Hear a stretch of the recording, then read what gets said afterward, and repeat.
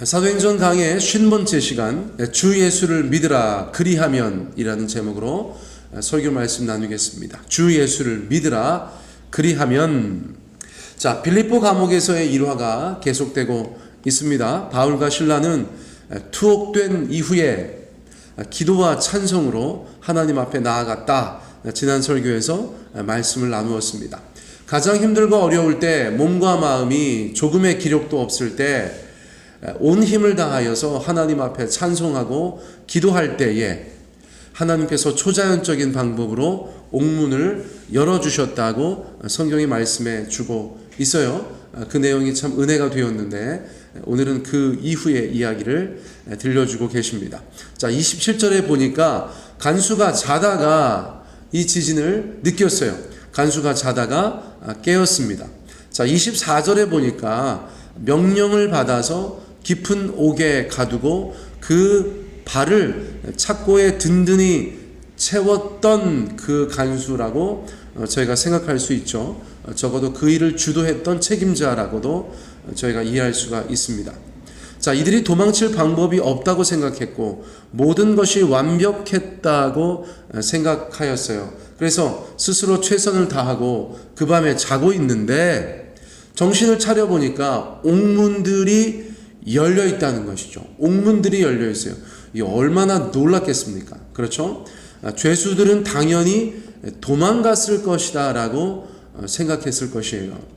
자, 그래서 자신의 최선이 자신의 경험과 확신이 어떤 이유 때문인지 물거품이 되었으니까, 말도 안 되는 상황이 펼쳐졌으니까, 간수의 입장에서는 최악의 상황이 찾아왔으니까 누구든 옥문이 열려있는 것을 보았다면 죄수들이 도망갔을 것이라고 생각할 수밖에 없지 않았겠어요? 그래서 그는 자신의 간수 생활이 끝이다, 자신의 인생이 끝이다 라고 생각했던 것 같아요. 자, 그의 선택은 아주 충동적이고 극단적이었습니다. 칼을 빼어서 자결하려고 하였다. 성경이 그렇게까지 말씀하고 있어요. 왜 그랬을까요? 심하셨으면 되는 거 아니에요? 그게 아니었던 것 같아요. 당시 로마의 법은 죄수들의 탈옥은 간수의 책임이었다는 것이에요. 자, 우리가 생각하는 것보다 훨씬 더 큰 일이었다, 큰 문제였다는 것을 알 수가 있습니다. 한 사람 한 사람에 대해서 책임을 져야 한다면 그 감옥에 갇혀있던 모든 죄수들이 달아났다고 여겼을 때 그 책임은 너무나 크다. 이 간수가 감당해야 될 일은 너무나 크다. 스스로 생각할 때 아이고 죽는 것이 낫겠다. 그렇게 생각할 만큼 저희가 지금으로서는 이해할 수 없는 큰 책임을 져야 했던 것이 분명한 것입니다. 자, 그래서 앞서 소개된 루디아가 로마의 물질주의 한복판에서 구원을 필요로 하던 사람이라면 빌립보의 간수는 로마의 정치 군사 권력의 한복판에서 주님의 도우심이 필요한 사람으로 그렇게 등장하는 것입니다. 자, 바울과 실라가 예기치 못한 고난 속에서 기도와 찬송을 드렸던 것과는 상당히 대조적이죠. 빌립보 간수는 하나님을 몰랐어요. 예수님을 몰랐습니다. 성령님을 몰랐어요. 그러니까 그 삶에 갑작스러운 위기가 찾아왔을 때 자신의 삶을 마감하는 것으로 그 가닥을 잡아가는 모습을 저희가 보게 되는 것이죠. 신앙은 있고 없고의 차이가 있죠. 있어야 합니다. 있어야만 하는 것이에요. 자, 우리가 삶의 위기 속에서 우리의 삶을 포기하지 않고 기도와 찬송으로 주님 앞에 나아가야 되는 줄 믿습니다. 그러나 많은 세상 사람들은, 신앙이 없는 사람들은, 제대로 신앙이 들어오지 않은 사람들은 삶의 큰 위기 속에서 엉뚱한 선택을 할 수도 있다는 것을 저희 가운데 성경이 말씀해 주고 있어요. 그들에게도 예수님이 필요한 것이죠. 자, 28절로 넘어가 봅니다. 바울이 크게 소리질러 이르되. 바울이 크게 소리질렀어요. 바울과 실라도 기대했던 일이 아니었기 때문에 그들 스스로도 놀라고 있는데, 하나님의 역사하심은 때로 어떤 조짐 없이 갑자기 일어나서 하나님의 사람들도 그 경위를 파악하는 것에, 그 상황을 이해하는 것에 시간이 필요할 정도인데, 그래서 지진 후에 그들 스스로도 정신을 수습하고 있을 텐데 간수가 밖에서 무엇인가 놀라고 자결하려고 하는 듯한 그런 액션을 취할 때 비교적 밝은 곳에 있던 간수가 어두운 곳에서 잘 보였겠죠. 바울과 실라가, 특별히 바울이 상황을 신속하게 판단하고 크게 소리 질렀습니다. 내 몸을 상하지 말라. 아주 급박하게 내 몸을 상하지 말라. 우리가 다 여기 있다. 안 나갔다, 안 도망갔다. 문만 열려 있다. 그런 상황들을 알려주었겠죠. 죽지 말아라. 성급하고 극단적인 결정을 내린 그것에 대해서 급히 말리고 안심시키는 것이죠. 아브라함이 이삭에게 칼을 대려고 할 때 하나님께서 어떻게 하셨어요?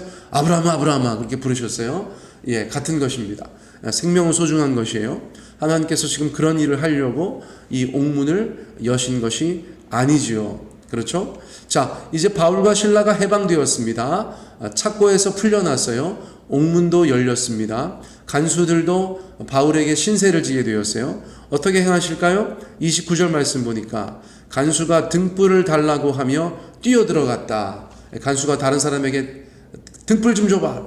그래서 등불을 가지고 뛰어들어가요. 모든 것이 굉장히 스피디하게 진행되죠. 굉장히 아주 긴급하고 다급하고 그렇게 진행이 됩니다. 엄한 명령을 받아 지키고 있었던 바울이잖아요. 그런데 그 바울이 있는 곳에서 목소리가 들려서 자기를 살린 것이죠. 그렇죠? 그러니까 지금 이 간수는 죽음의 길에서 돌이킨 것이나 다름없잖아요. 그래서 도대체 어떤 상황인가? 어떤 사람들이길래 로마 제국의 감옥을 무력화시켰는가? 더 놀라운 것은 그런 일이 있었는데도 불구하고 도망치지 않았다? 빌립보 간수의 머리는 무척이나 복잡하겠죠.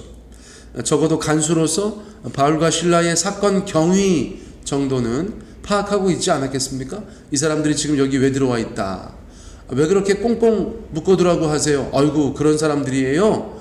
그 정도는 파악하고 있었겠죠. 예를 들면 하나님의 종이라고 한다더라, 구원의 길을 전하는 자라고 한다더라, 귀신을 쫓아냈다더라, 상관들이 그래서 더 깊은 감옥에 가두라고 했다더라, 이례적으로 기도와 찬송한 것은 못 들었을지언정 지진이 나고 옥문이 열리고 들어가 보니까 착고가 풀려있는 그런 상황들을 이제 그가 한 번에 다 보게 된 것이죠. 자, 그러니까 무서워 떨며 바울과 실라에게 엎드리게 되었을 것이죠. 적어도 바울과 실라에 대한 경외감이 생겼을 것이에요. 이 사람들이 도대체 무엇인가? 자, 30절. 그래서 그들을 데리고 나갑니다. 데리고 나가서 이르되 선생들이여 내가 어떻게 하여야 구원을 받으리까 하거늘. 아이러니하죠. 바울과 실라가 나서지 않았던 옥문, 그 옥문을 간수가 들어와서 데리고 나오는 것이죠. 참 신기하고 재미있는 장면입니다. 그리고 선생들이여 라고 합니다. 그전에는 오늘날로 따지면 4320번 이렇게 번호를 불렀을 텐데, 그렇죠? 갑자기 선생들이여, 호칭이 180도로 바뀐 것을 저희가 보게 되는 것입니다. 적어도 간수에게는 바울과 실라가 더 이상 평범한 죄수들이 아니기 때문이죠. 오히려 정말 구원의 길을 상담하는 자들이 되어 버렸던 것입니다. 자, 이처럼 많은 사람들이 인식하지 못하지만 우리는 예수님 안에서 새로운 피조물입니다. 여러분, 남들이 뭐라고 여기든 우리는 새로운 피조물이고 새로운 정체성을 가지고 있는 사람들이에요. 우리 성도님들 하나님의 자녀입니다. 아들, 딸입니다. 그분의 백성입니다. 그분의 종입니다. 우리가 그런 정체성을 가지고 새로운 아이덴티티를 가지고 이 땅 가운데 살아가는 자들이에요. 여러분, 그것을 기억하셔야 되는 줄 믿습니다. 자, 그러자 구원의 길을 물어보았으니까 바울이 어떻게 대답합니까? 31절에 이르되 주 예수를 믿으라. 그리하면 너와 내 집이 구원을 받으리라 하고, 주 예수를 믿으라. 그리하면 너와 내 집이 구원을 받으리라 하고. 자, 이 말씀은 공교롭게도 지난 주일 설교에서 제가 언급했던 말씀이었어요. 가정의 달을 맞이하여서 가족 구원을 위해서 기도하는 분들께서 많으실 텐데, 이 구절이 많은 사람들에게 오해되고 있다. 그렇게 하여서 제가 조금 설명 말씀을 드렸었지요. 자, 바울과 실라는 참된 선교사였어요. 준비된 복음 전파자라고도 말씀드릴 수 있어요. 누군가가 묻자마자 즉각적으로 그들 가운데 반응합니다. 그렇죠? 구원의 길이 무엇입니까? 주 예수를 믿는 것이다. 즉각적으로 말하는 것이에요. 자, 베드로전서 3장 15절 너희 마음에 그리스도를 주로 삼아 거룩하게 하고 너희 속에 있는 소망에 관한 이유를 묻는 자에게는 대답할 것을 항상 준비하되 온유와 두려움으로 하고. 자, 그렇죠? 언제나 준비되어져 있어야 한다는 것입니다. 자, 최권능 목사님, 일제시대 때 복음 전파하셨던 최권능 목사님, 자, 일본 순사에게 고문당하실 때 툭 치면 예수천당, 툭 치면 예수천당, 그렇게 하셨다는 거예요. 그래서 순사가 도대체 왜 그러냐 그랬더니 내 몸에는 예수가 꽉 차 있어서 나를 때리면 내 몸에서 예수가 나온다, 그렇게 이야기했다는 일화는 아주 유명하죠. 자, 툭 치면 나와야 하는 것이 예수 믿고 구원받으라 라는 것입니다. 우리 주변 사람들 가운데 그들이 적어도 우리 가운데 무엇인가 말하였을 때, 물었을 때에 우리가 말할 것을 준비하고 있어야 한다. 우리 새벽기도 참여하는 분들 정도면 여러분, 누가 우리 가운데 구원의 길을 물었을 때 주 예수님 믿으세요 라고 말하는 것은 주저하지 않으셔야겠어요. 자, 그러니까 여러분이 31절의 말씀이 굉장히 유명하고 잘 알려져 있고 많은 사람들 가운데 구원의 길을 열어주는 말씀이 될지언데 바르게 이해하는 것이 굉장히 중요하겠죠.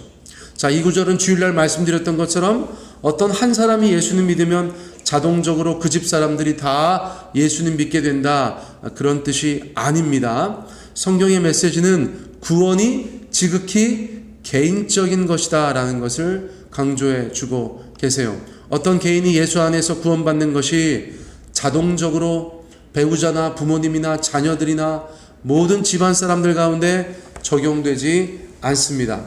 자, 그런 예들이 있습니까? 없습니까? 있지요. 있긴 있어요. 어떤 사람 예수님 믿고 부모님 예수 믿게 하고 배우자 구원하고 자녀들 다 교회 다니게 하였다, 일가 친척들 다 예수 믿게 하였다, 그런 일들이 있어요. 많이 있어요. 그런데 그렇다고 하여서 그것이 이 성경 구절의 뜻은 아닌 것이죠. 그것이 일반적인 것은 아닌 것이죠. 자, 고린도전서 7장 16절 17절 아내 된 자여 내가 남편을 구원하는지 어찌 알 수 있으며 남편 된 자여 내가 내 아내를 구원하는지 어찌 알 수 있으리요.